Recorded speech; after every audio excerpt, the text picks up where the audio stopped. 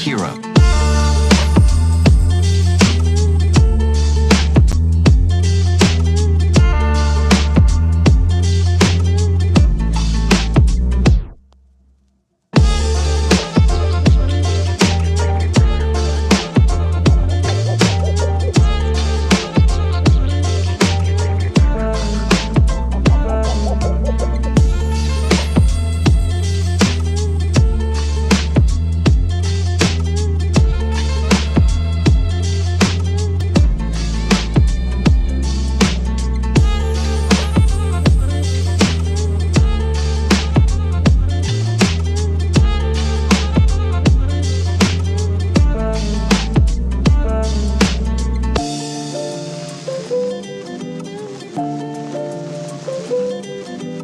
Have you any hobbies?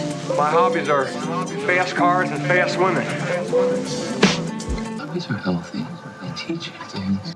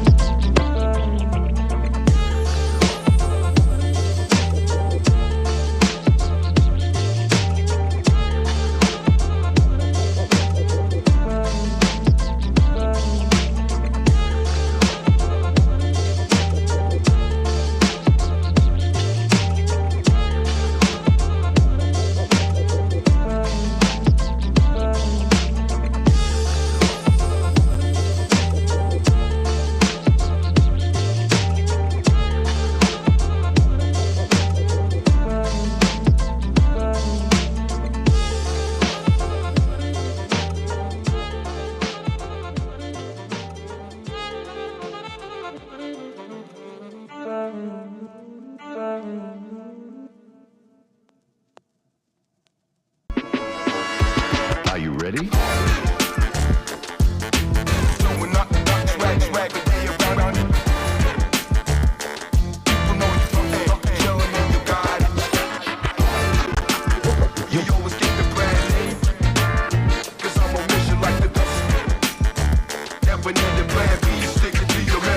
Are you ready?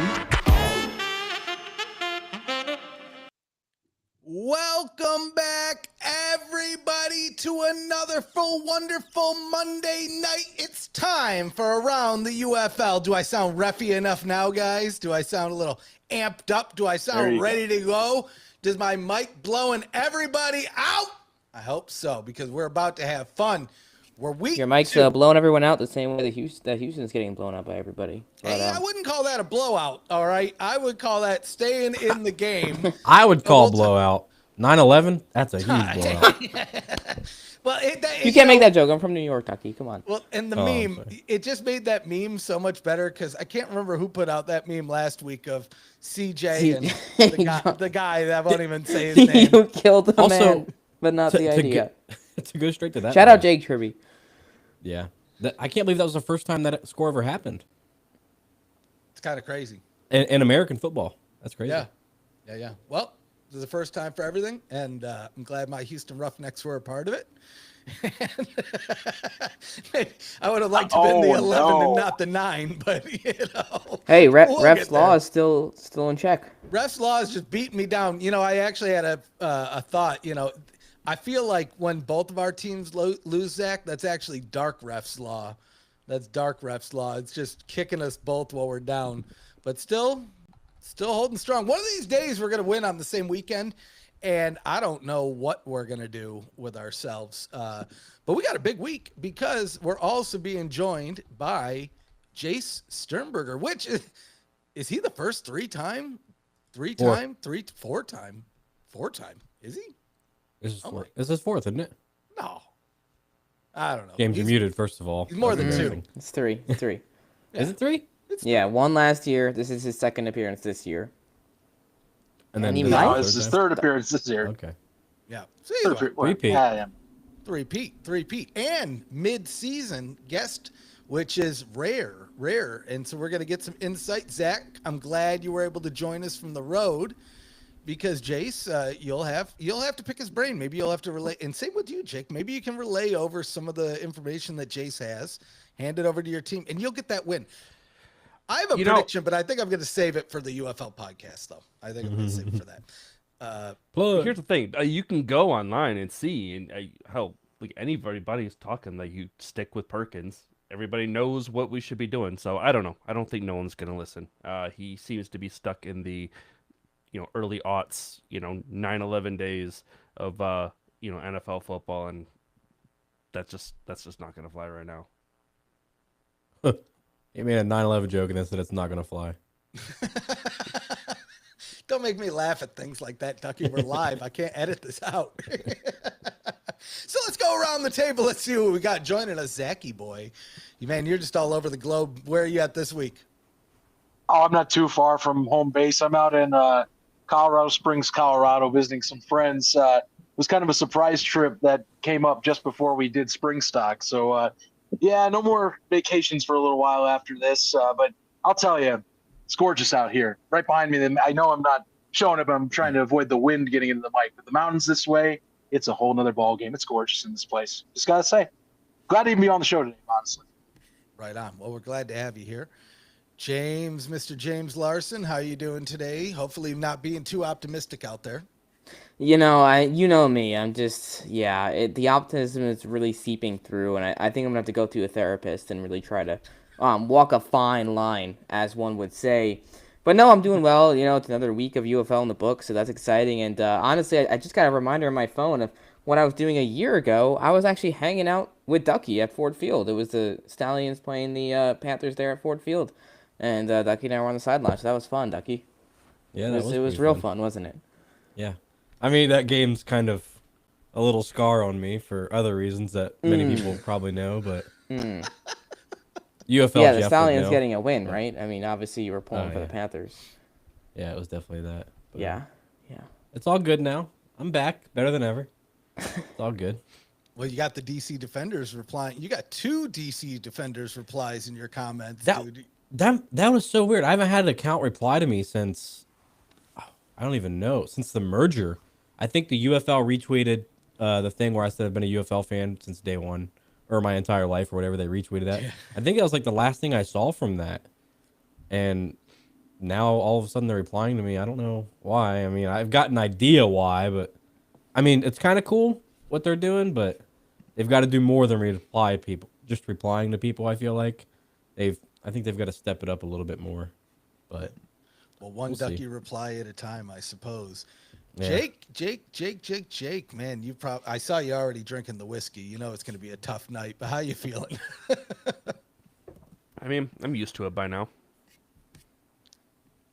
That's all you need to say. Well, I mean, for now, like I have plenty lined up. I have a lot to say. Oh.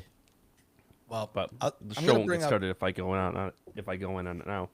Yeah, we will definitely talk about the action. I do want to bring up this comment here from, I'm assuming this is Genesis, just the regular Genesis, but it's Genesis, whatever the hell it says after his silly username there.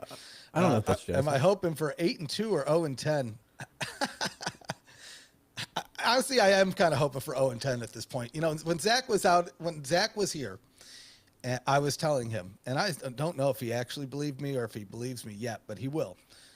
My favorite Lions season, Jake, you're going to hate this, was when we went 0-16. That was my favorite season because it was the one season that I knew, like, if I just switched how I rooted for the Lions outcome, it was the most enjoyable game. In my mind, we went undefeated because for years going into that, I was like, it's inevitable. This team's going to go a whole season without winning. I think it was the year before we only won 2 games. And I was like really amped up that it was going to happen. And then boom, 0-16. It was just like such a, oh my God, it happened. And so, you know what, if I'm not going to get 12-0, and let's be frank here, I don't know, like, is it even worth getting 2 wins on a season or the one that they might get? No. Let's go down with a glory. And CJ, if you're going to do anything right, this is it. This is the one thing. I'm like, CJ, you are our man. We need to lose a game. Count on CJ. Sign him up. Anthony Brown, didn't think that maybe so much at the beginning of the season after yesterday's game. Even his players are like, bro, what are you doing out there, man? Why are you throwing that? Why are you putting me in that position? So you know what? Bring it on. 0-10, baby. 0-10, and that potentially means great things for the Panthers, unless we get dark refs law. Well, not only Yeah. that, but and on the flip side, ref, it also gives you the chance at having a first pick in the college draft. So maybe just like Houston did last year when they went and drafted a bunch of guys that weren't actually in the NFL because they didn't realize how the college draft worked. Maybe they'll go ahead and do that again and then cut their first round draft pick like they did after week 1. So yeah, it's definitely looking up for Houston for sure. Dude, let's mean, make they- it 0-20. They cut Chris Odom, so I'm pretty sure they'll cut anybody at this point. Yeah, we're silly. We're silly. Dude. And the fact is, and we'll get into the power rankings, Arlington ain't the team. The fact that they what is going on here, guys? I mean, well, I don't know. Who wants to jump in on just initial thoughts? We can go into power rankings. I feel like Jace is going to bring a whole nother level of entertainment to this show. So we got about 15 minutes before the whole thing falls off the rails. What initial thoughts on the weekend, I suppose? I still don't know what we're looking at with these teams. Like, this is the least confident I've been with doing any of these power rankings. Like, I felt really bad. Like, I didn't feel comfortable putting the Panthers at number 1 last week. I sure as hell wasn't going to put Arlington, and that proved prophetic with this past weekend. But, you know, it's like, still this weekend didn't clear up anything for me. I'm in the same boat. It's really confusing. Like, I mean, last year, I kind of talked about this a little bit in an article earlier today, but San Antonio last year, they're at the bottom of everyone's power rankings, and then they shocked everybody, and by the end of the season, they were like at least number 2, number 3. Heading into this season, you know, we're expecting the Brahmas, they got Kellen Mond, renewed roster, like, okay, they're going to be even better this year. They suck. Like, I didn't have them lower than Houston, but, like, I'm this close. Like, I'm this close. But it's kind of weird, you know, and then to your point, you know, Arlington, DC, they're 2-0. I haven't seen a ton out of either for me to be super confident in them and in being able to win a championship, especially out of DC. Their offense just it's just not been it. St. Louis is the only team that I'm confident in on both sides of the ball. Granted, they've played Houston and San Antonio, who are right now the 2 worst teams in the league. But here's the thing, like, there's some people that, you know, Jake, I'm sure you'd love to get into this with me. St. Louis, I know some people are like, oh, they played the 2 worst teams. Like, this doesn't say anything. They dominated both those teams. They put them away early, and it wasn't even close. And that's what the best teams do, is they dominate. Like, you look at a team like Michigan, and it feels like they always kind of play down to their competition, right? Like, I guarantee you if Michigan was playing San Antonio or Houston, like, I'm expecting this Week 3 game to be pretty close between San Antonio and Michigan. Not because Michigan and San Antonio are on the same level, because that's just kind of what the Panthers do. St. Louis put them away early. They got up to a great lead. Were dominating at half, and that was that. I mean, by the third quarter, we knew the game was over. So maybe the Panthers proved me wrong, but I feel like that's why I would have St. Louis higher up right now compared to some of these other teams. Is DC struggling to beat Memphis, Arlington struggling to beat Houston. You know, I mean, St. Louis at least has put those teams away. I mean, everybody's going to struggle to beat Memphis, so that's not... DC struggling isn't that bad. You know, it hurt me. It hurt me a lot to put St. Louis at number 1. I saw there was some chatter. I don't know where the chatter was, but it was either in our group chat or somewhere. St. Louis, of all the teams this week, and collectively over the first 2 weeks, they put points on the boards. Their running game, Jacob Sailors, is doing Jacob Sailors things. I mean, he had 3 touchdowns yesterday and a 2-point conversion, right? And I don't know if there's anywhere, any other team in the league that's, did anybody else put 3 touchdowns down this weekend, right? And so, I mean, to me, when I look at that versus like Arlington, who had a pretty decent weekend last weekend, against Houston, who barely beat them out, just kind of shows San Antonio is probably just not the team either. So we'll see. St. Louis may have gotten lucky the first 2 weeks with their opponents. Week 3 will tell me a lot. Week 3 will tell me a lot. Yes and My no. thing with St. Like, Louis, I don't think you can say that they got lucky because they dominated both those games. Sure. It's not like they came away by the skin of their teeth and like, okay, yeah, they got lucky. They barely beat Houston by a couple points, got by against it. Like these games, like they weren't even close. St. Louis, just look at the stats. I mean, that's what good teams do, and that's why I think that they're no joke. Now we got to see Manny Wilkins go play against one of these better defenses for sure, but I don't know. I mean, I'm scared about San Antonio. That team looks so undisciplined, and it's, you know, a Wade Phillips coach team to look like that is not a good sign. St. Louis has a vision. That's what sticks out to me a ton. And I think that's something that's missing with a lot of these teams right now, that I think we talk about, that inconsistency.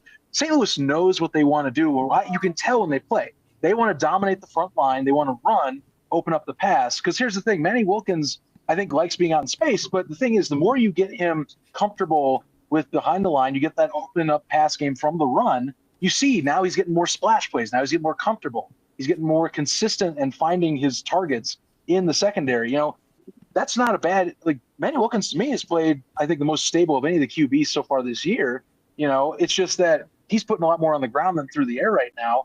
And if you have such a great O-line, which, again, linemen not dime a dozen in these leagues, you know, having a vision like that is huge. That's something I really am impressed with St. Louis. It's why I have them so highly regarded. Yes, they've beat down on some low baller teams so far, but you know, I'm with James here, man. You're expected to beat down on teams like that. You know, so I mean, that's a good sign. Now, yeah, good test next week, because I trust me. I don't trust DC. I don't trust their offense.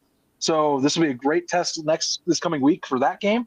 And to circle back, also with St. Louis and San Antonio, should we question the AJ Smith offense, or is this more a Kellen Mond problem? Because I really think we need to have a bigger talk about that. Do we talk QB, or do we talk the AJ Smith offense being kind of predictable now? Here's the thing that blows my mind, Zach, is you bring that up. How was Brandon Silvers more efficient than Kellen Mond in this offense? I don't know. Because it came from the Roughnecks. I mean, hey, that's a good point. You know, Ref, it does really suck. You were robbed of such a good Roughnecks team. And now you're stuck with freaking CJ Johnson. We would have been in the championship last year. Even if we gotten blown out, we would have been in the championship. But no, here we are. Yeah. And not only that, but like the fact that now you're reminiscing on your Roughnecks days with Brandon Silvers as QB1.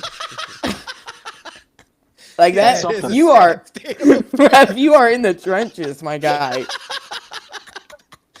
You're not wrong. You are not Brandon, wrong. if you're watching, dude, I love you. You're a legend, but oh man. I said what I said. Someone's about to DM me a whole list of things that Brandon Silvers did in the spring league. Now I'll just have you know that, right? You know, Conquerors 4-2, baby. You know, he had 3 touchdowns in a single quarter, right? I just had to say that because I know it's coming. Oh, so sure. Anyway, let's go. Right.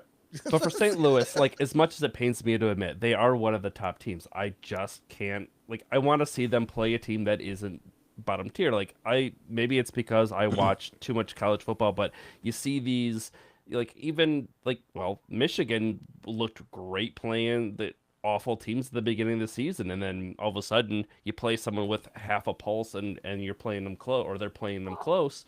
So like, I expect to see maybe some of that from St. Louis. Maybe they come out and just completely kick, you know, DC's dick in the dirt. And if they do this weekend, then I will absolutely hate to put them at the top, but I will. Again, it will depend on how Birmingham looks, because honestly, I think week 1 was just them being uncharacteristic and that they are the best team. But I mean, 1 game out of 2, they looked good. So, you know, I won't put them at 1 yet, but we'll see. I'll put St. Louis at number 1 if they deserve it this weekend. I'll eat that. We certainly, yeah. We certainly know the behind the center question will be a problem to see what Birmingham does. You know, and that's I think the biggest deal right now for them is what do they do with QB? You know, because I mean, Corral, you know, fills in for injury, and it was a smart move, I think, to keep him on the sidelines while you have a potential shoulder injury to a throwing arm. I do agree with that move, but you know, it's a tough decision because I mean, I think Matt did serviceable, but it's neither have played so far up to what I think we expect a Birmingham QB to play so far in a Skip Holtz offense. It's odd, and I wish Thorne was with us because I know he'd have a lot to say about this one specifically because he's a big Corral guy. It's strange how neither quarterback has looked very confident at all. And it's odd because, you know, Skip Holtz, his quarterbacks always have swagger, you know, whether it was Martinez last year or Magoo in 2023 or Jamar Smith in 2022. They all kind of play with an edge, and the game comes to them. Well, last week, I know we talked about it a bunch, but Alex did not look good. It looked like a quarterback that hadn't played for 2 years. This week, you know, I really thought Corral would look better than he did. And look, he did some good things. I mean, he dropped a beautiful deep ball to Deion Kane. The third down pass to Cade Johnson on the sidelines was phenomenal play, finding him last second. He also threw 2 picks.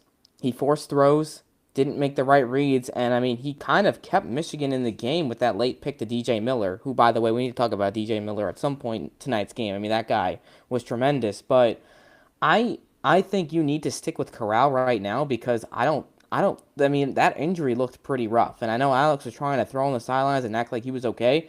I heard that he's not doing great, and I mean, we'll see what ultimately comes out on injury reports or what happens, but I think you got to stick with Matt just because I think it's going to take Alex a bit of time to get back from that one. Well, I'll also say luxury of that having a third veteran. he's also still not used to the UFL competition too. I think that was part of the problem against DC is that he just was trying to play hero ball like he could in the USFL, and the level of competition, is a bit higher with the merger. So, Yep. I still got DC at number 1 just because until somebody beats them, they're going to be number 1 for me. No, I don't believe it. This is what happens. You get two replies from a team account. No. I had DC. I had them. No. I had DC number 1 right after week 1 before they even replied to me because they beat the 3-peat champions. And the Stallions don't lose in the regular season. They don't do that, and they don't lose in the postseason either. But you just until somebody beats them. Birmingham has shown that they've lost in the season. season before. Okay. I mean, lost to San Antonio last year. They lost to the freaking Gamblers 2 years ago. I mean, Hell yeah, they did. Both of those games weren't really anything because they had already clinched the playoffs. And the only other time they lost whenever it mattered in the regular season was against the Breakers, and they had MBT. So, Yeah, DC for me, like you guys went through and saw me do this all last year, and we had this conversation. They remind me of San Antonio from last year. I can't buy fully in because I don't see the offensive caliber needed. It takes one team that gets their stuff together, to me, that knocks them off. That's what my issue is right now. And I think a great test will be St. Louis next week. That's my thing. That defense is legit. Road. I just, it's a legit defense, no doubt. I just don't buy the inefficiency of Jordan Teamu, and this is not 2023 Abram Smith we're looking at anymore. So, that's the thing. Can you find a vision? That they do not have that right now. Zach, I agree. He And also honestly, did play I mean, against 2 of the best defenses, though. Like, at the end of the year, I think we will see that Memphis has a great defense, one of the top, and then, Birmingham, they've been great. They look like they've upgraded and are even better this year. So I don't like. Granted, I am the first to say Tay Ahmed. I will call him that to the end of the days. But I also. I can lean more into the Abram Smith discussion because the whole part of this offense that was hyped up was Abram Smith was going to be the guy we thought, possibly the guy we thought to open this back up. And I just don't. Again, I don't see it right now. I need a lot more consistency to buy in. That defense is legit, and it's really what's winning them games, in my opinion, at this moment.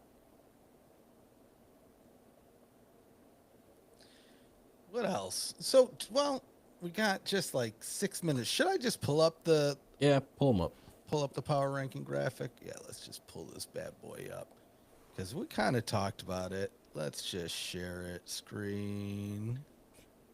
If Memphis is below 4, I'm leaving. And yeah, Ducky did put DC at number 1 after last week too. So there we go. So yeah, Battlehawks number 1, DC number 2. People are giving us a hard time. I did see about the Stallions being above the Renegades, but I think, and at least my rationale is here, this week especially, Birmingham was the better team, right? The Renegades barely beat the Roughnecks, and all joking aside, when I'm saying the Roughnecks suck, something's bad. Something's bad in town, guys. So, to me, that's the rationale. We got Michigan at number 5, Memphis at number 6. I honestly think Brahma's at number 8, but we have them at number 7. Houston number 8. I put Brahmas at 8. I want to give San Antonio one more week, only because I still feel like they have the talent to put it together. They should have a coaching staff that can put it together. It's so confusing to me to where, you know, the Brahmas last year, they had all those injuries, all those struggles, and they still made it to the championship. And now this year, you've got an even better roster on paper, and you suck. Well, I see Jace has joined, but I'm curious if you can see the graphic on the screen. I'm curious to get your take on, you know, your vote isn't included in this power ranking, but I'm curious who who you'd have at the top. He might not be able to hear me yet, so sorry for putting you on the spot. you were He's talking looking. about me? Yeah. Welcome in, Jace. We're throwing you Oh, right I into the thought fire you- right away. I thought you were still saying James. Oh no, James, I don't like him that much. He's gonna say Stallion should be I an think- 8. I already know it. I already know it. Yeah, I think everything looks good. We'll say that. I'll say the politically correct. We might. I think we should honestly. No, we be at don't. We 6. don't want the politically correct answer. Yeah, we we- want the Jace answer. Put us at 6. You can actually put us at 7. I knew he was gonna say that. I'll take it. I'll take it. Well, how you doing today, man? I'm sure you're feeling pretty good after this weekend. It was good. The weekend definitely made the serotonin feel a little better this week. The sun was shining today. Practice was good. Not really liking these flights scheduled right now. I feel like I don't understand how I have a new respect for the DC team just because they have to travel to DC. Like that was the worst travel experience. It was nothing to do with the UFL's fault. It was just weather, and then just I don't think anybody enjoys flying, to be honest, but that was a super long trip. We got back super late, and then we played the Friday night game in Detroit, and that's not a short flight either. Like I said, I don't think I came home. I still had to eat because, like, even though you're tired from the game, you still have like an adrenaline, like an emotional adrenaline, where like you want to unwind. And yeah, I think I watched Grey's Anatomy till like 5 a.m. So I was I have to watch like calming shows to like relax me before bed. How's So that that's one of calming? them. That's calming. Yeah. People are dying. It's a comfort show. Yeah, but we're also saving lives too. That's the ones you got to hold on to. You just said nobody. You said nobody enjoys flying, and my girlfriend just messaged me. She's a pilot, and she's like, nobody enjoys flying, and put it in quotation marks. Yeah, true. Yeah, true. Jace, you guys get back on track this week. Obviously, we kind of caught up in Michigan a little bit here, but what was the kind of the vibe for the team getting back on track against a Panthers team that you're very familiar with? We definitely knew from the start of the week that it wasn't going to be easy, and if there is, any team that wanted to beat us more than anybody else, I would think we all agreed that it would be Michigan. Like I said, they had 2 great opportunities to beat us last year. We dug ourselves in a hole. Like I feel like they kind of have our number in a way. They're probably more familiar with us than anybody else in the league, and so we knew that it was not going to be an easy task, and that we needed completely opposite. I think like what Coach Holtz said, like, thank God we weren't where we were last week, because we knew we couldn't be on that, or we would be 0-2, and then we'd have to see like Birmingham at 8 in the power rankings, and then it would just have been crazy to see that, right? So that was like my mindset, is like I've talked too much on Twitter to be 0-2. That was my mindset. Oh, speaking of Twitter, Ref has something to pull up. What am I? Oh goodness! It's in the ATU chat. Check the chat, Ref. Yeah, we there's something that needs to be addressed. Oh goodness! Jace doesn't even know what it is. He's like, "What is it? Which one is it?" Yeah, well, that's I'm like, okay, what skeleton are we bringing out? So this one, right? Yeah. Yeah. Oh. So, call me crazy, but I do watch more sports than football, and there was Final Four on, and somebody could say I could be a diehard basketball fan, considering my mom was a 2-time college All-American. My brother plays college basketball. I could just be some thought I was going to be in the NBA. Me, until I realized I'm 6'4" and I can't dunk it like super crazy like the other guys can. But Final Four was on. However, I do think there is a certain coach in this league who is very emotional, especially how they handled themselves last week post game, when I don't think there's been anything on record of the doorman comment, and I it was just ironic to me because there pregame it was all buddy buddy, and then postgame it was get the F off my field. You called me a doorman all of a sudden. So that was interesting. And then, watching the game as a fan, which I am, hearing him mic'd up, it was just, I was like, wow, like that is very alarming to me. Like I didn't know, I didn't, thank goodness my coach doesn't do that. But I mean, they responded well, like they whooped our ass. So power to them, it works. But then the people's gambler, I just said, because I don't know how old he is.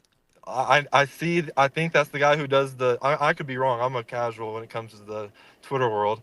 It might be Matty Ice's podcast It co-host. is. Is that who it is? And Well, see, I don't know need to how, vouch I for don't know. him because he is one of my guys actually. He's around my age, I think, Yeah. like 23, 24, and he's actually really chill See, in that's real why I life. didn't talk trash, because based off his mustache, I thought he was just hitting puberty, and I'm not going to argue with someone under 18.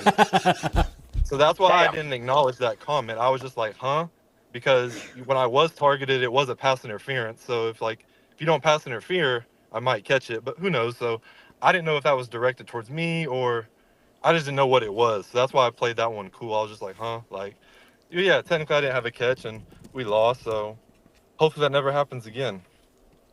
Well, I got another tweet I want to ask you about here, actually, real quick. Just let me pull this one up. I know people have been dying to know. There's a post that went out. I don't know if you've seen this UFL Daily account. It's fastest growing UFL news source, by the way. The Centel, like the UFL Centel, I saw that in my heart I don't know. dropped. Is this isn't fake? Is it? I thought this. No, tell us. Give us the real story, dude. I remember sending this to Jace. Yeah, well, first off, and like I said, you guys know I joke more than anybody. I promise I would never ever use Ray Rice as a joke. I got better material than that. That was that's why I got scared, because I was like, oh my god, like what did they I said something about domestic, someone about domestic, because that's just even I just would, it's not even I just can't even speak on that, because that would, you know what I'm saying, that's what you're waiting to get canceled if you speak on something like that. So I was like, whoa, my name's in the same sentence as Ray Rice's. Like, what the hell am I doing? But then I saw what page it was, because I did get nervous, because at first it was believable, because like I said, first off, I'll never hate on Marquette for real. Like, dude played in the league, Pro Bowl, you know what I'm saying? Legit. It takes things that a lot of people don't have to see and put yourself out there and sing in front of everybody and try. So you can never, he's not worried about anything I had to say, if I did say that. But I did make the joke during our Arlington scrimmage. I was like, is Marquette going to is he going to open us up today? Just joking. So at first I did believe the quote, but then I saw the Ray Rice. I was like, oh, thank God they didn't get, because players we're always mic'd up. I'm like, did they catch me on a hot mic, making a joke about this? But that was not the case at all, because it was a he joke. It wasn't I really followed through with it, and I had a whole metaphor ready. But yeah, that's why I told a whole bunch of people. I'm like, that account is definitely satire. So I think it's hilarious, because they did the other one. Yeah, because it's satire, because you saw the CJ Johnson one, the Shannon one about Skip. I died with that one. What was the Skip? What was the Skip one? Oh gosh, pull that one up, dude, guys. it is so funny. We probably shouldn't, but it's so funny. I don't even know which one you're talking about. Oh, I think I think I've only seen maybe 2 of those tweets before. I'm not even joking, because I was trying not to. We probably shouldn't, because we probably shouldn't. So if you want to see it, go look for yourself. But we're not putting it on here. Okay, yeah. Keep me in the. I don't want to be in the doghouse with Skip. So. Yeah, the amount of people that are buying that, it's something. That's all I can say. Dude, it's crazy. If you put a decent enough graphic together, people believe anything. Well, borderline dangerous for some of these people. I'm just being honest. That's what I'm saying. I see myself with Ray Rice, and I'm like, what is going on? What did I do? I'm like, why is this out there? Oh man, That's here why I was didn't thinking. I didn't I had some person who doesn't even they don't even know I'm doing the UFL. They're like, dude, they're like, did you see this? And I was like, yes. Yeah. I saw They it. have It's some not funny me. ones too. No, they are funny. The Seattle Sea Dragons one, there was a billboard, a fake one that went going on. I saw that and I'm like, that's not real. That's next level trolling. I appreciate that. Man, here we were trying to talk to Jace about the Michigan game, and next thing we know, we're talking about UFL Daily for friggin' 10 minutes. Holy Yeah, crap! ask me a good football question. Ask me a good football question. Let me share some knowledge. I'm gonna pass the mic to Jake because I know he's probably a bit salty about this past week and might have some thoughts. I have thoughts, but not about Birmingham, and I don't have questions other than like, why did you actually think that Michigan could beat you guys? Because they want to just get attitude. I see my team getting like this attitude towards you guys, like they've been there before, kind of like the Shannon Harris thing, and why are you guys afraid of us? Because they just, I don't know, my team is pissing me off with that. I got nothing good to say with my team after that. Yeah, like I feel you. 'Cause I can just hear you as a fan. Like I just know that feeling, like watching your team be like that. But I'm not gonna say it because again, we told all the players when we were playing each other. It's like this was game. This is an optimistic. This isn't downplaying Memphis or Houston. Like any team can get beat in this league. It was just like we have to play you guys. We'll see you 2 more times. So it's like this is just the first battle. Like who. Prime example again from last week to this week. Like who knows what the rosters will be in 7 weeks? Who's starting? Are they still switching players? I told James something before pregame that helped me calm my nerves. I said, I hope they, and then James can, I'm not going to say it because I don't want to go on record saying that, but that's what I said. I said, I hope this team does this. And thank God they did because it kind of, it made us feel a little better when I saw Oh, it. you mean when I saw the not keep exchange. Perkins in all game, throwing Etling in for a quarter and kind of completely ruining the offensive rhythm? Because you don't even have to say it. James don't even have to say it. I know exactly what it is because I said that to James walking pregame, dapped him up, said what's up, just asked him how the pod fam's doing and all that. And then I was like, he's like, how you feeling? And I was like, I'll be really happy if they do the 2 quarterbacks. There you have it. Well, we have an important question for you, Jace. I think someone in the chat asks Jace, 4:17 left in the game, 4th and 7. You had a false start that pushed Wobben back 5 yards. What caused that false start? It was all a part of the plan because if you noticed, once we backed up 5 yards, Colby punted it and it was a short punt, so the punter had to sprint. So I was like, let me pout and sulk because I kind of dropped the contested catch, feel sorry for myself, get a false start for being lazy, and just. But it turns out, and this isn't throwing my team under the bus. I got my special teams coach was like, hey, that Ryan head bobbed, like, because he's savvy. Our long snapper's savvy. Like, he's been doing this for a long time. But he never told me anything. So I'm like, dang, I'm just an idiot. I just jumped for a reason because like it was a hard count. But then sure enough, he was like, oh yeah, I did head bob. But I was like, I can't take credit for that because I wasn't even looking at you. I literally was anticipating the snap. And then, yeah, it was funny because what's his name? Samson Nakua. I know how you pronounce his last name. I didn't know if that was his first name. He was the one I had to go against on punt, and he comes to the field. He's like, man, that's tough. Like, just dropped the ball, then you're on punt return. He's like, that's a tough look, and I was like, yeah.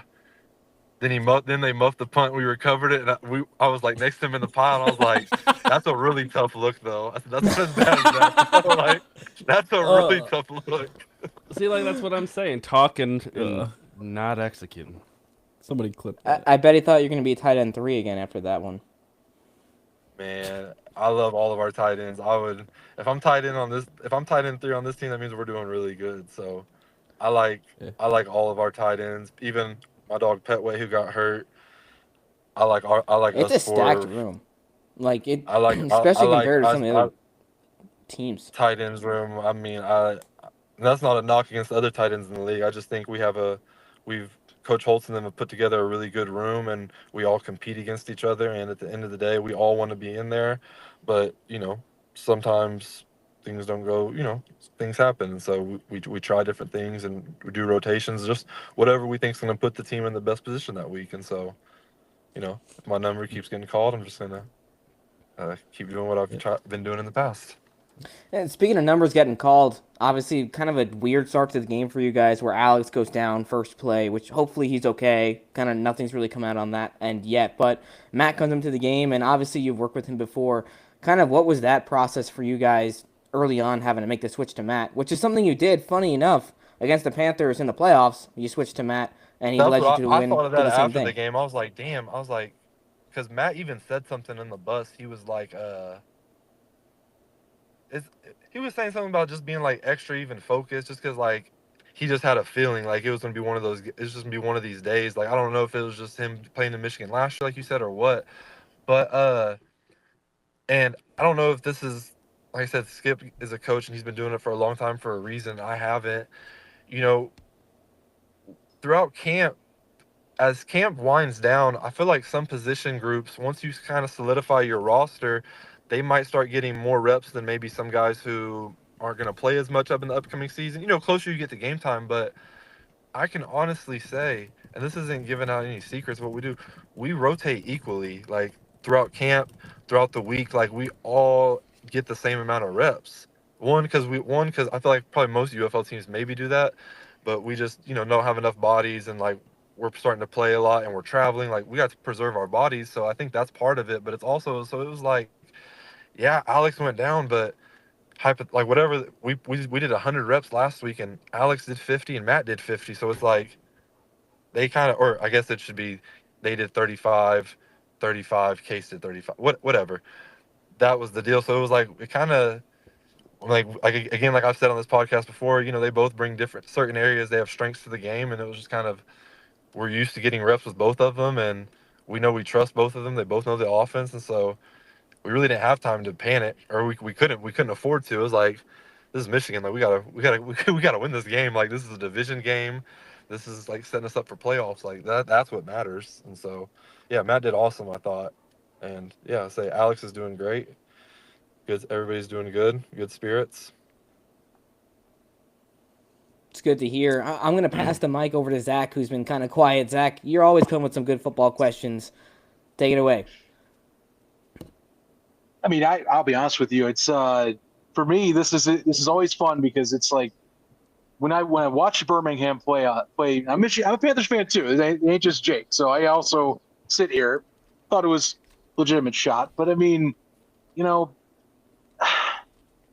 Jason just gotta ask. Like, it's gotta be an execution thing, right? Like that's what I'm just coming down to, because it seems like whatever it comes down to coaching when these two come together, it feels like you guys just have a little bit better on the discipline and the mechanics of what needs to be able to execute a winning contest. Because I don't see it with Michigan. I feel like the talent carries, and sometimes we get a little bit away with some of the coaching aspects.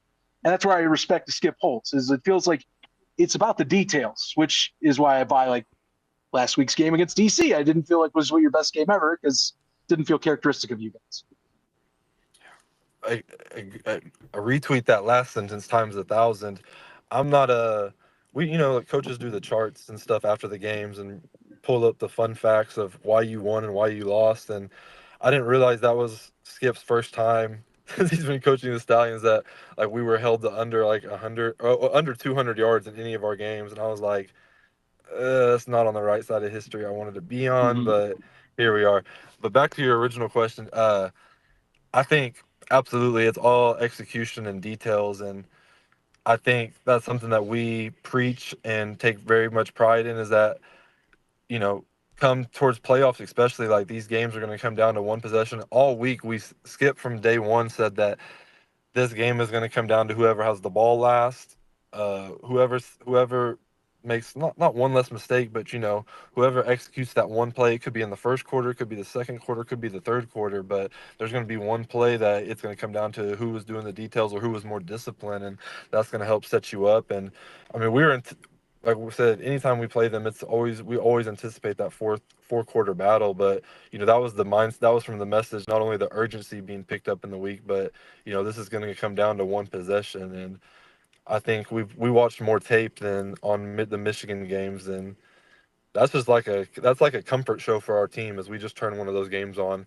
and we just have to watch it. And it's like we get coached up for all the stuff we messed up on and all the bad stuff, and it's like That's like our inside joke of the team is like we know we're gonna have to watch that game. We're gonna get coached up on it, and I have to watch all the times. Yeah, that's our thing.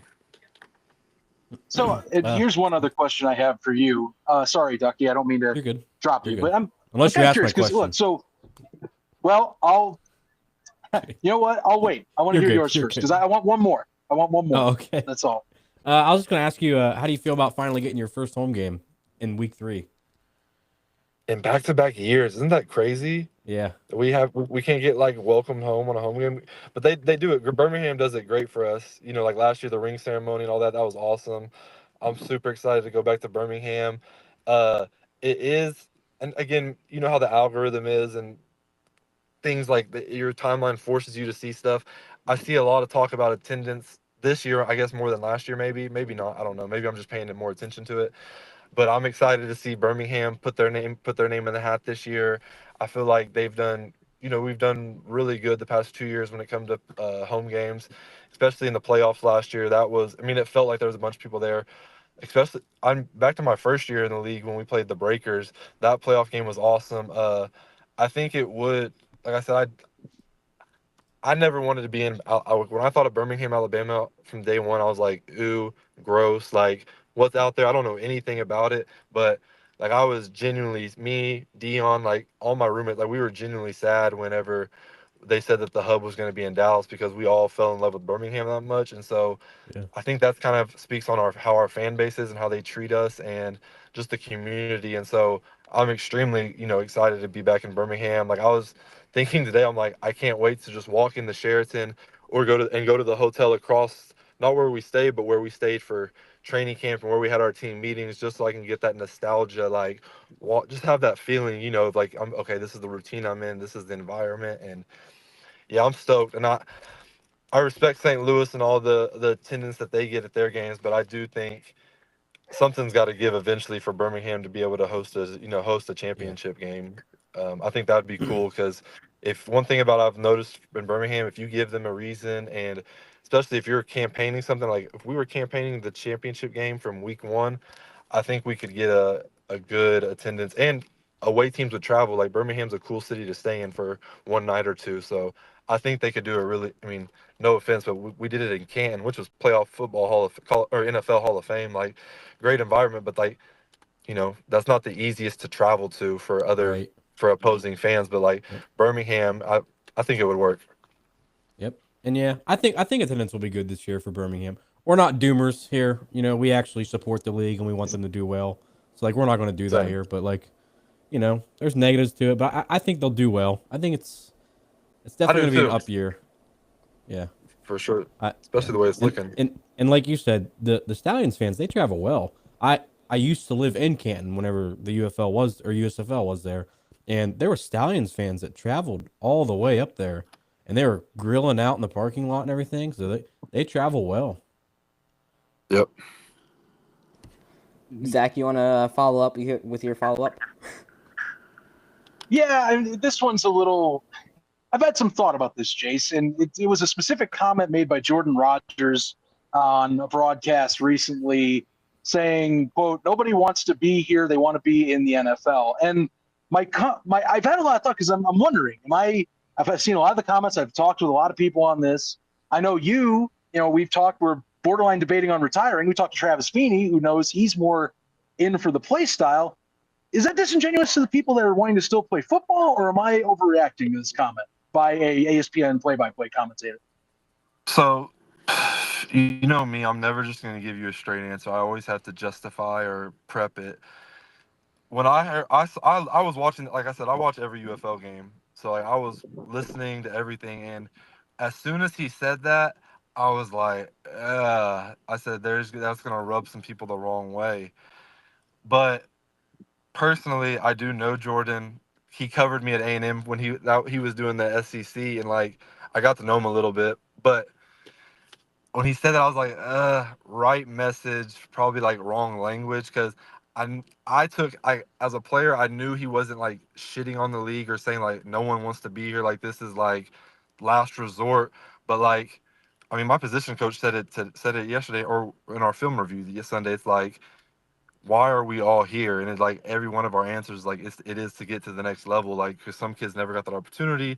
Some guys like myself have been there, but they want to get back. And so it's like essentially, like, if you want to be cut and dry from a job standpoint, like nobody wants to. He should have said nobody wants to stay here. No, but that kind of sounds shallow too. But like, I mean, at the end of the day, like I want to be back in the NFL, but it's like it's not shitting on the UFL or saying like not grateful for this experience or this opportunity. Like obviously we want to be here, but we don't want to be here long. Like, so I don't think it's overreacting, but I genuinely don't think it was meant in like a to put us down, like we don't want to be here. But it's like no football. If you ask anybody at these headquarters, like we all want to get out. So in the grand scheme of things, like we technically don't want to be here, but like we're all grateful to be here and enjoy the amazing sponsorships and the brands and the traveling and getting to still chase that dream. Like obviously you want to be here for that, but I guess like in the big picture, your end goal, obviously you're not trying. You don't want to be here. So I hope I answered your question a little bit. Probably not. I probably beat around the bush, but Oh yeah. no! Look, and this is why I asked it, because look, I originally I had to pause afterwards reading the initial comment, because it's one of those things. It's like, well, now what context do we have on this? Can we rewatch the broadcast? Jordan's own takes on it online I thought were really good, and I've watched enough ESPN broadcasts with him as well. I do think he's decent at his job. I understand the message. I just think it's interesting because the one skew I see is, I do agree. I'm with you. Everyone wants to be in the NFL. But like I've talked to you, I've talked to Travis. We see some of these guys that are more on the older side that aren't playing. It feels like they want to be just there for football as well. So it's like it's a very complex one, and I think a lot of people are still on edge just because it's like anything against the league, Yeah, because that is true. Because there are some guys who know like they probably won't get another call, and like they are doing it for the love of the game. So I think that's like because again, unfortunately, I think I'm on record saying this, like the purpose of this league is for players to develop to get back to the league. So it's kind of like, and it is.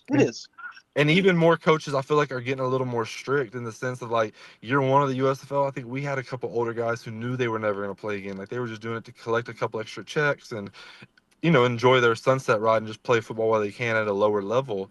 But now it's more so, it's like I feel like it's kind of starting to push guys out like that. Like unfortunately, like I'm on my last leg of the UFL. Like I can't, like I don't think 30 is going to be a common age in the UFL, or like I'm unked compared to some of these new kids that are guys that are coming in and everything, because it's like they are guys trying to develop. And I know I made the joke about AJ that me and Ducky's boy was ready to like put my head on a platter for, because I'm all talk and I never talk trash in games and I'm afraid of everybody.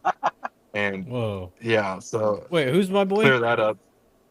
The guy with the Trump logo on his deal that DMs us. Oh I my think it's his gosh, region. screw that guy. Mm. I think I Yeah, blocked him, him because like he would always banter and then he went off the deep end. He DM'd me after the DC game. Was like, "How does it feel to lose?" And I just laughed.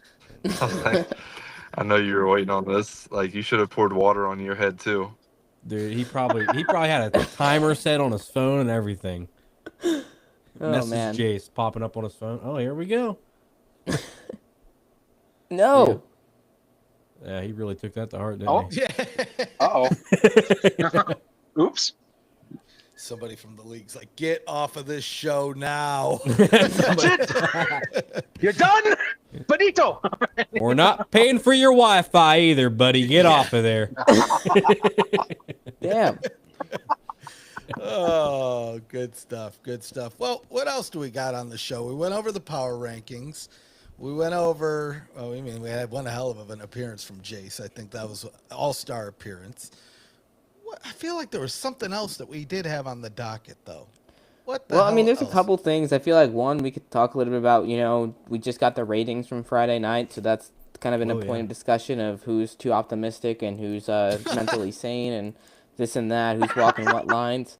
And then on the flip side, there have been some players that have really impressed, and a couple of storylines I thought was... The storyline I really want to talk about is DJ Miller in Michigan. I mean, that was one of the best defensive performances we've ever seen from anybody at any level in spring football. to come in, you know, week 1 he played like 7 snaps and he almost had a pick against Memphis. He had a pick that was called back, and it's funny. I was speaking to defensive coordinator Colin Bauer before the game on Friday, and he was like, "Yeah, you know, Miller's a guy that's just really fired up, and we want to see him out there more today." And we were really pissed that he didn't get that pick last week because they all thought that he caught it.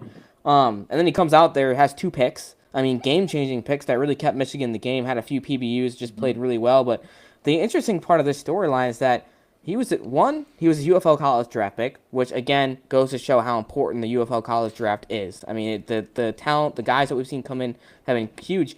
But on the other who side, drafted him then? the San Antonio Brahmas were the ones that drafted him. Because it wasn't Yeah. Panthers. And to me, that's a really interesting storyline here. Is DJ Miller? San Antonio decided to release his rights because they were signing some other guys, and they were like, "Sure, Michigan, you can have him." Michigan brings him in. He's out here balling. Meanwhile, the Brahmas' defensive backs are just kind of, I mean, they've looked pretty bad these first couple of weeks. So you gotta be wondering if some people in San Antonio's camp are like, "Man, we should have just signed Miller and kept him on our side."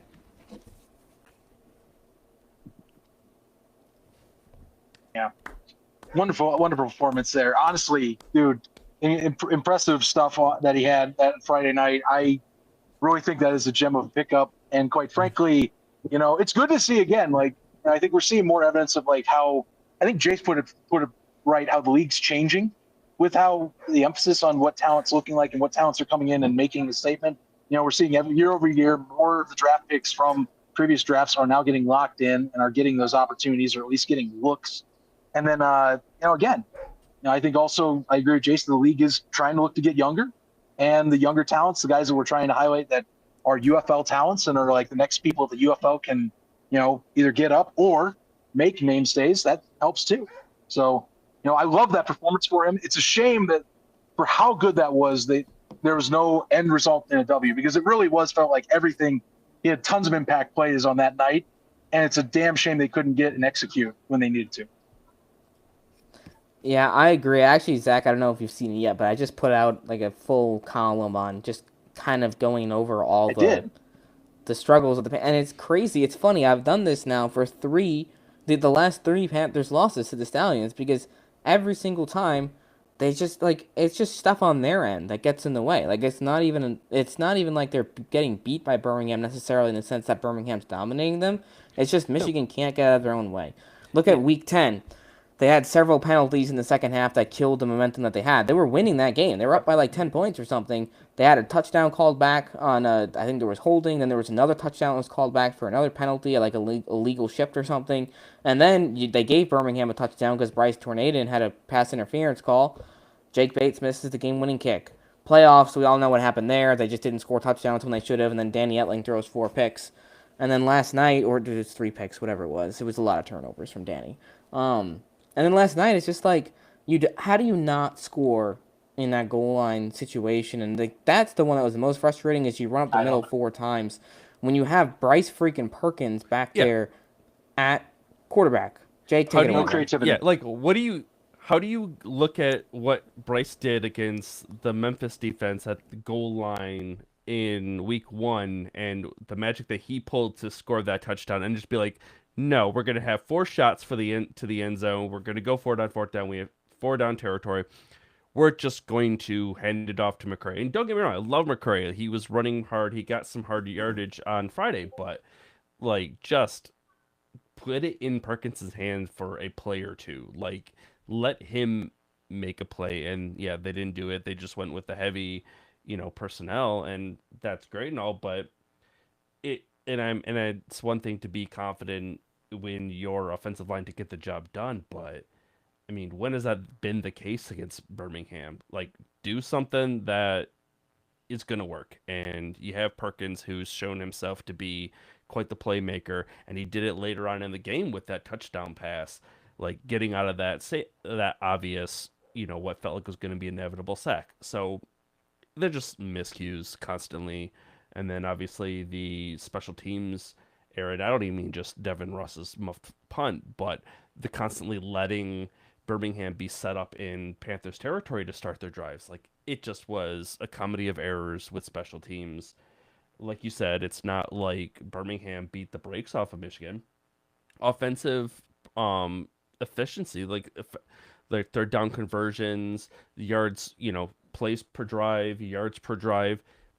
Honestly, not all that different between the two teams, but letting Birmingham be set up in your territory, letting them get points off of turnovers when you don't get any points off of turnovers, like that's just a formula to lose against what is arguably the best team. I mean, obviously they're a dynasty winning 3 straight championships, so you can't shoot yourselves in the foot, and Michigan does that, especially against Birmingham, and it's just frustrating. I'm over it.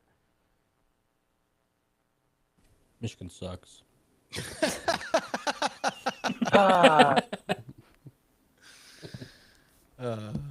Yeah, well, it's a tough week for some of these teams. I mean, I know it firsthand with the Roughnecks. They roughed me up good. They make me feel bad. They know how to take a good thing and just break it down.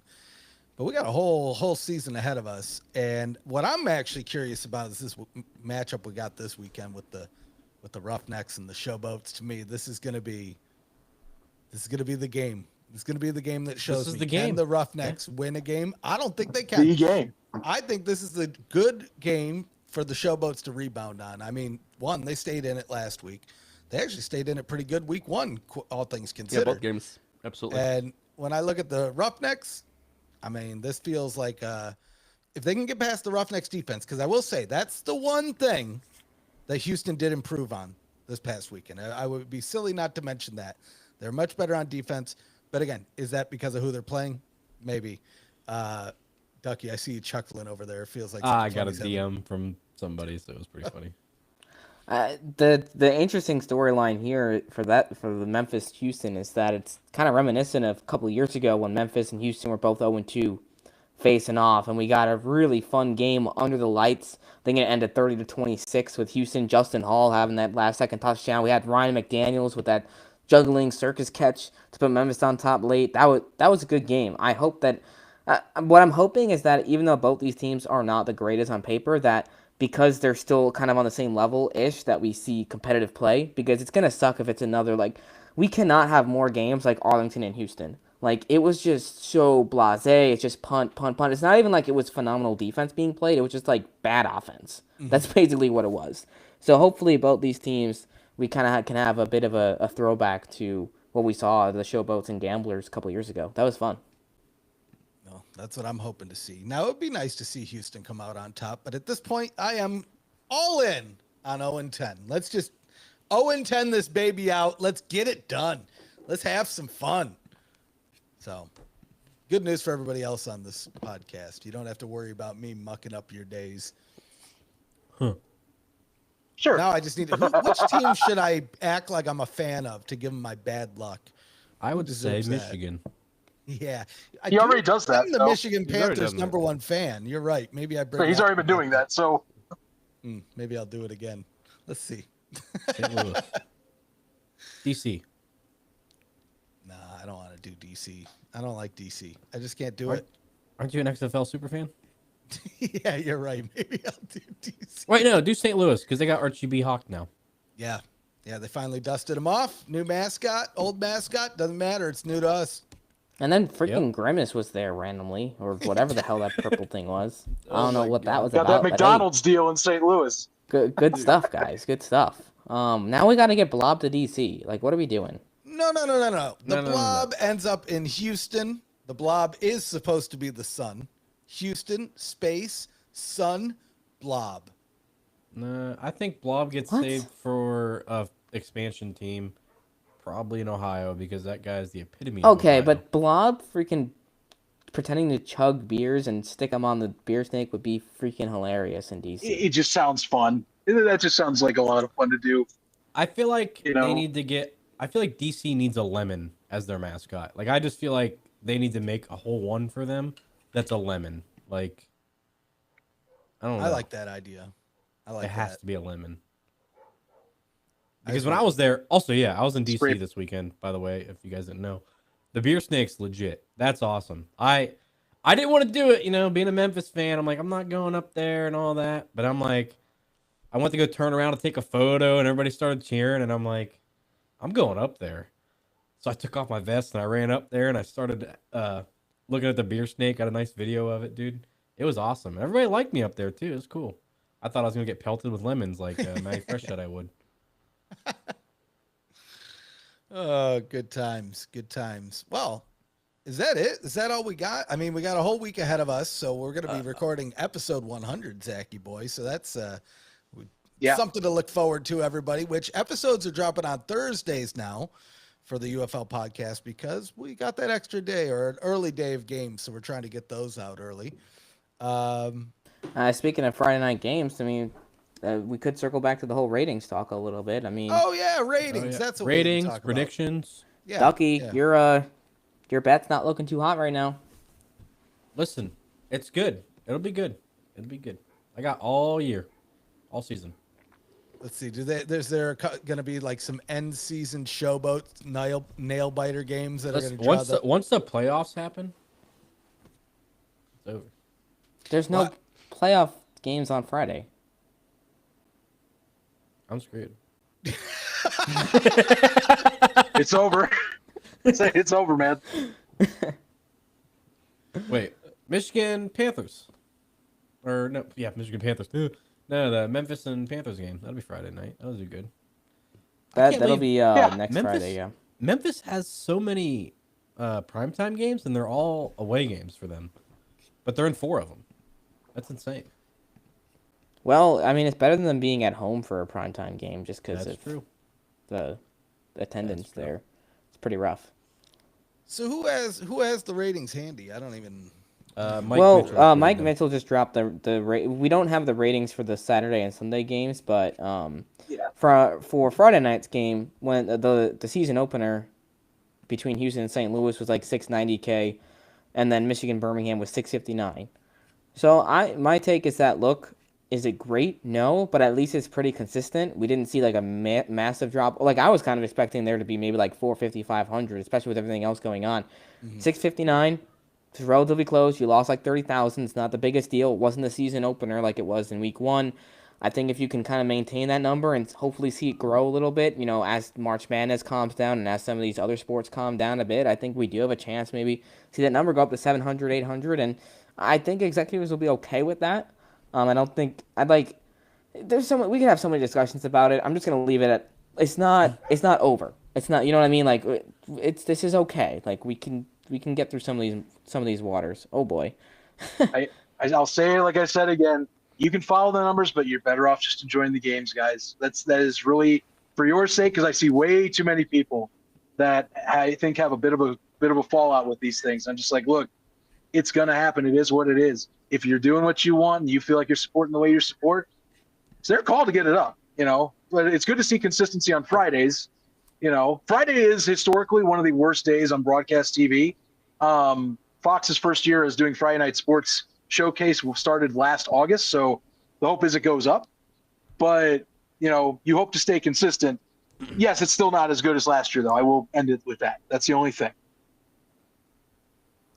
Yeah, and kind of like to your point, though, Zach, too, does ratings impact how good the game is or like what the comment I put on the screen? Get the Chinese buffet, dude. Dude, Chinese buffet 100%. Yeah, I forgot I even clicked that button. Anyway, what the hell was I talking about? Dude, you it's weird being remote because I see none of these comments this time. So, yeah.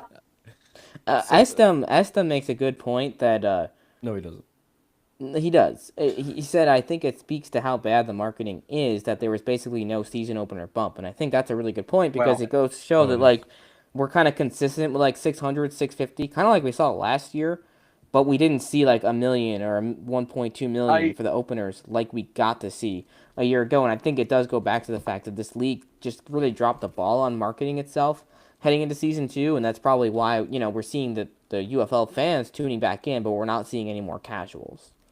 Yeah, I mean, I think I can definitely speak from stuff that my occupation you guys may or may not know, where at least on my end, it definitely feels like the emphasis on promotion has definitely scaled back this year.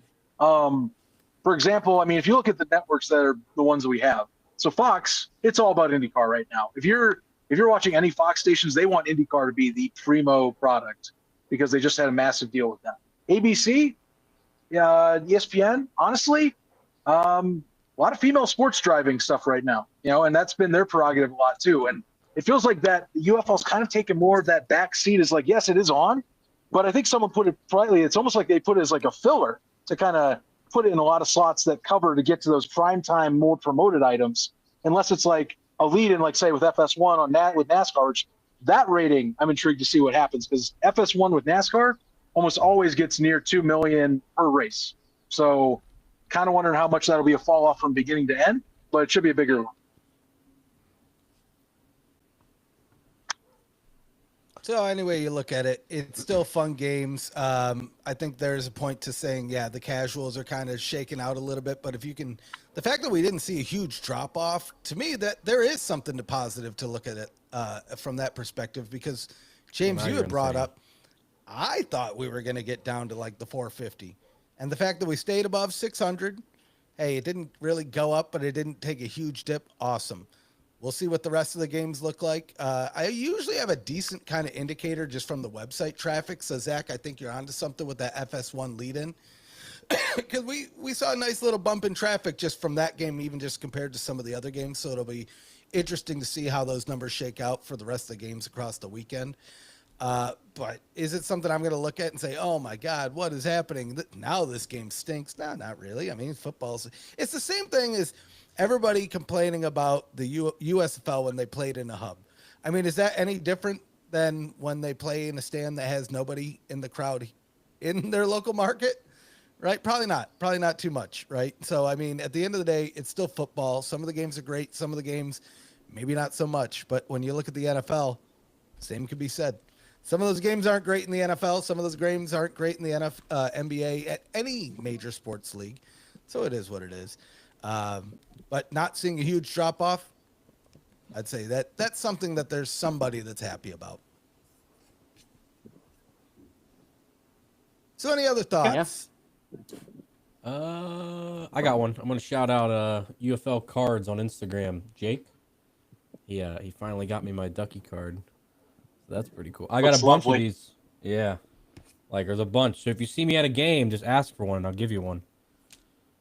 The famous Ducky card. We have, hold on, I think it's right here. Let me see. This is year 4. There are a few people that have all 4. I got OG right here. I gotta find my OG one. It's somewhere. Yeah, you threw it away. Don't freaking lie. I got Let me see. Can I get one this? of them here. That's his Instagram right there. UFL cards, UFL underscore cards. Somebody text me and you get a shout out. 2023 championship here. And there's another one somewhere floating around here. But I keep them close. Yeah, well, this first one, one of these is in a real nice protective case. I'm just going to start wearing it in my sleeve. Just in case I get shot, it'll deflect a bullet. Jake Paul wearing the Pokemon one around his neck? Yeah. Or Logan Paul. Yeah. Yeah. Me and my Ducky card. Yeah, these are cool. He makes a bunch of cards on Instagram and he posts them, gets players' time and everything. You should go check out his Instagram. He also sent me more, like Jaren. Is that the ones they're gonna start selling in the he mentioned shop? Yeah, he mentioned something about it from the Discord. He said something about it. So keep an eye out. There might be some new merch at some of the local games. I never got the latest Topps cards, or whatever the hell they are, Upper Deck. Which he also sent me I got a dip, guys. All right, see you, Zach. He sent me a Mark Thompson card, which for some reason I don't know why. Yeah, best card there is. If it was signed, I'd be like, all right, that's kind of cool. But Mark, he's messing with me. That's what he was doing. Mark Thompson's my favorite, dude. He is so funny online. Because I don't think he'd even care that we're talking about it. Like I saw him posting, mocking a guy that he scammed online. I'm like, oh my gosh, I remember that. No, this was recently. It happened again. Oh, what?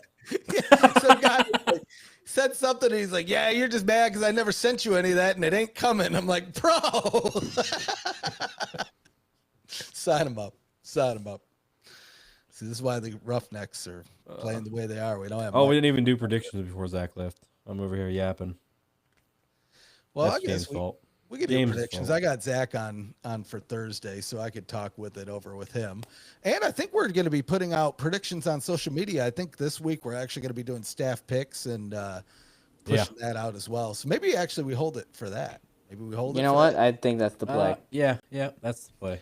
So this is see why if you I guys. figure the graphic out in time. Oh, no, you're figuring it out, oh, or this we're guy. making a funny graphic. He's still over here sulking about Michigan's loss. I'm not making graphics until Michigan wins. Oh, I made my power rankings today. I had to make sure that everybody saw that. I'm pissed at my team. No. I still I'll have him get at 3. I still had him at 4. I can't even remember what I put him at, but it wasn't number 1, and I don't think it was number 2. And it probably wasn't number 3 either. Now that I think about it, I want to know James. I wish James would put out his power rankings. He does. I can he tell did a you whole what- article. Yeah, on it. but like in a where I don't have to read it format. I asked him the other day. I was like, "Do you want to make you a graphic?" He's like, "No, Oh, yeah, he's I'm gonna like, type it out."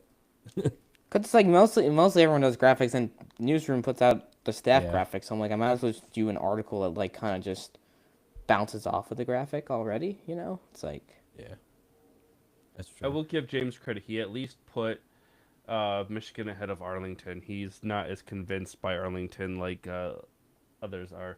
But Yeah. me and Ducky are the only one that put him at 6. That and at least James' articles actually have like the right players in his power rankings, Yes. stuff like that. He actually follows the league and Jason reports Bean, on- QB1 for Memphis. Let's yeah, go. reports on current players, not players on David injured Davis reserve. coming back to the team. EJ Perry for the Panthers still. Yeah, I bet. Oh, I think Reggie Corbin's still running back for the Panthers.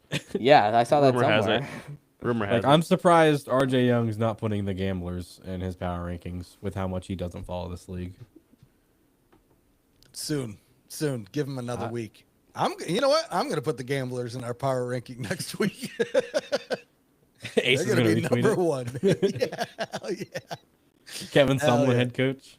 Dude, sign it up, dude. Bring him back. Kevin Thorson.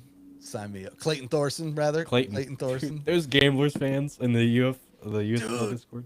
The USFL I miss Discord. those Those were guys. like the time when Houston ran wild, dude. It was like before anybody knew about the teams, the Gamblers fans in that chat were, if you think I'm relentless, they were relentless. They were on a whole nother level. And then they started playing and they all disappeared. They all disappeared. No, they got banned. They got banned. Yeah. And this is why our Discord is thriving, by the way, because of things like that. But I'll pour one out for that USFL Discord because that was a good time. Run by good people, by the way, too. Good people all around. All right, let's do some points then. Let's get some points out of the way here. Let's see. I'm going to give Zach some points because he traveled twice, one here. So he was back-to-back weeks on the road. Where are you, Zach? I'm going to give him 15 points for that. That brings him up to 90. James, let's see here. You and Ducky are close here. Okay, I'm gonna give you 9 points, bringing it up to 119. Whoa, I traveled too. I'm gonna give you 14 points. That'll bring you up to Yeah. 115. Got a 5-point difference here. All right, Jake, you're falling a little bit behind. But you know what? I'll tell you this. I'm going to give you 8 points. And then if we have that graphic done by the end of the week, you're going to get some extra points next week, buddy. I was gonna say give me 6 for the 6 straight losses versus Birmingham that the Panthers have had. You know what? I'm going to do it. I'm going to demote you a couple points. And me? I almost 12-0, baby. Oh, I was actually going to go the opposite. I almost want to give myself 0 points until the damn team can get a win so I could have another reason to be angry with them about. But you know what? I'm going to give myself 6 points just because I like round numbers. That brings me up to 75 here. Okay, guys.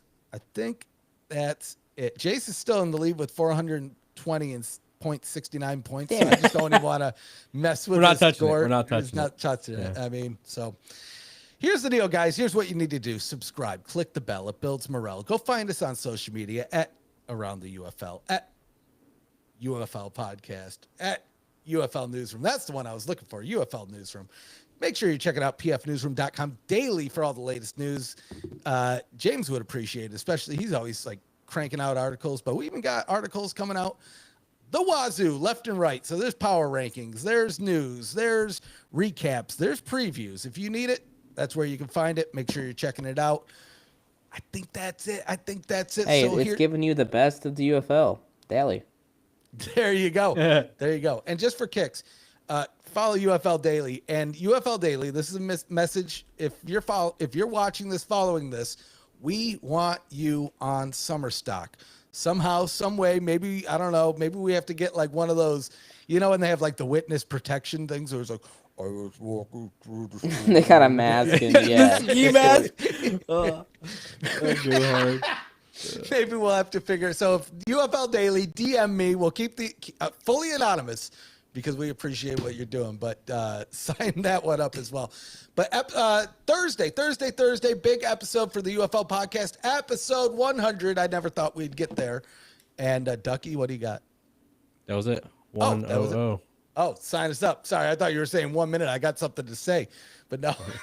Shout out to me. Follow my Instagram, posting photos. Boom. Yeah. And James too. Get on the gram. Get on the gram. If you like the gram, that's where the gram's at. All right, folks. I think that's it. So until next time, sign you all up. Battlehawks suck. Michigan sucks. Oh, good shit.